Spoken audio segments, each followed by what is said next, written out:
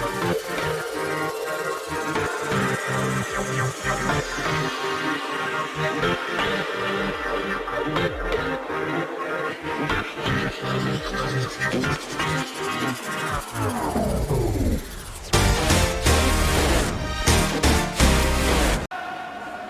the pain of the events in Madrid may still be intense, but there's no time to dwell on that desperately unkind defeat in the Champions League. The Blues are the defending Premier League champions, and their season-long quest to retain their trophy continues this afternoon against Newcastle United.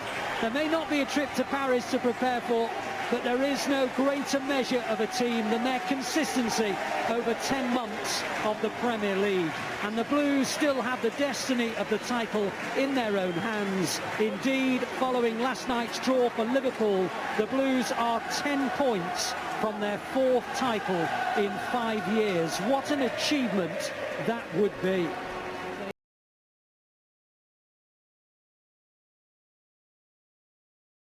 So ever since Newcastle picked up a draw against Manchester City in 2019-20, the last 5 meetings, the aggregate score hasn't been great. 23.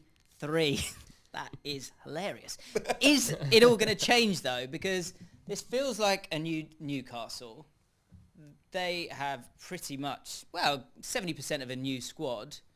Do you think that something exciting could be happening? And is there any way that we can derail Man City, or is it just going to be really boring this year? I've got a huge hunch. Sunday, 4:30, it's going to kick off. I think Newcastle are waiting for that moment where they beat a City or a Liverpool at home. It erupts at St. James's Park. That will be like, we're now in the big time. We are in that group of teams that should be getting talked about, and we're not. I thought they were really good against Brighton, and Brighton were also really good. I think the two of the most attractive teams to watch so far this season.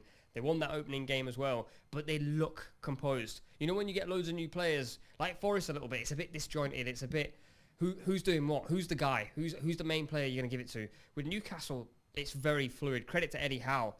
They've kept Callum Wilson fit as well, so they've got the goals, and he will absolutely terrorise City on the counter, because he is a nuisance to come up against. Then you've got St. Maximin, who adds that extra flair. The main man is Bruno Guimaraes, and you cannot stop this guy. He's technically a wizard. He can pick passes for fun. If I pinpoint a player that I go, I felt like I knew a lot about him, and then when I watched him play, and I was like, you are everything I thought you were times 5. City are going to get a shock. I remember back in the days, you go to St. James's Park. You were right. Honestly, I'm feeling it so much for Newcastle. Can someone clip this up, right? And so Monday morning when it's been 6-0, whatever it was, 78% possession. Honestly. I was just keeping my peace. Yeah. Let him go. At the start of the season, when I saw the fixtures come out, I was like, that's the one. That fixture, Newcastle are going to cook. If it goes wrong, don't clip this up, I beg. I've got a feeling. Nah, it's too soon. It's too soon. I agree with a lot of what you're saying. I think Newcastle are a different team. That 20-3 on aggregate is just, that's the old Newcastle. Yeah. How good are they then? They're very good. I mean, I expect them to be top 7, top 6 really contender. Yeah, I think the cohesion is there. The confidence is there. That's a massive thing with Newcastle United down the years. I mean, when the fans walk into St. James's Park expecting goals, expecting victories, they always want it, but this time they expect it, right? And I think they have a squad at the moment that is feeling the juice a little bit. Eddie Howe has changed things.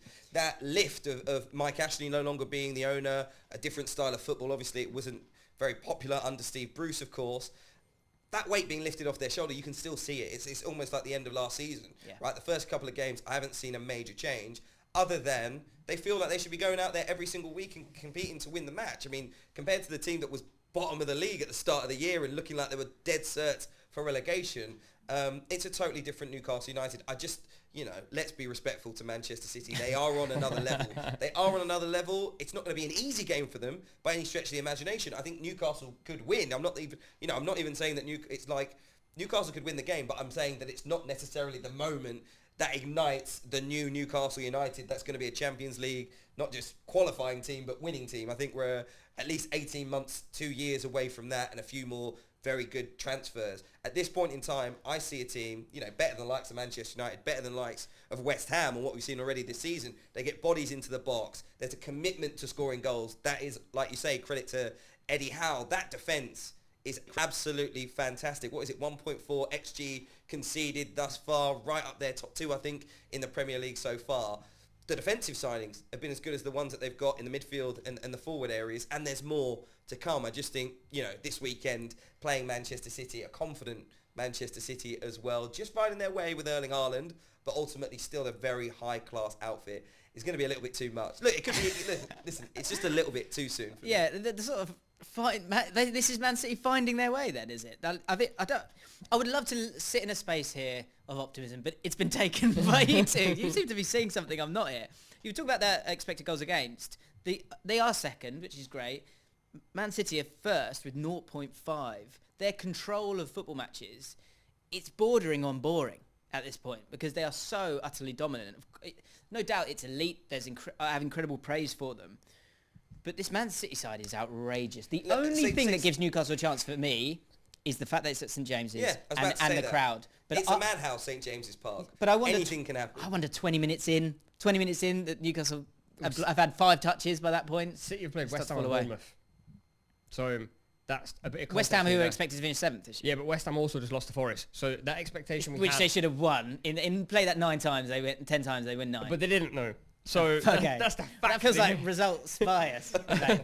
I think I see what you're saying. I think it's very easy to go. I'm on the optimistic side. I'm pleased that you're there. Yeah, I like it. Thank you. Okay. I appreciate that. I think it's very easy to go, City are just going to win every game because it's so easy to see that because of how dominant they are. But they do take their foot off the gas against teams when they really shouldn't. Like Newcastle is a sort of game where they're probably going, well, we just did it to West Ham. We just battered Bournemouth. We don't concede many chances. This is our game to go. But I don't think it's going to be just like that. Newcastle are very different to the other 2 teams they've played. Listen, if you go 1-0 down at St James's Park, which they easily could, it's a very long afternoon for Manchester City, unfortunately. 1-0 up, 2-0 up, you can control the game. That happens to them against most teams, hence the stats, right?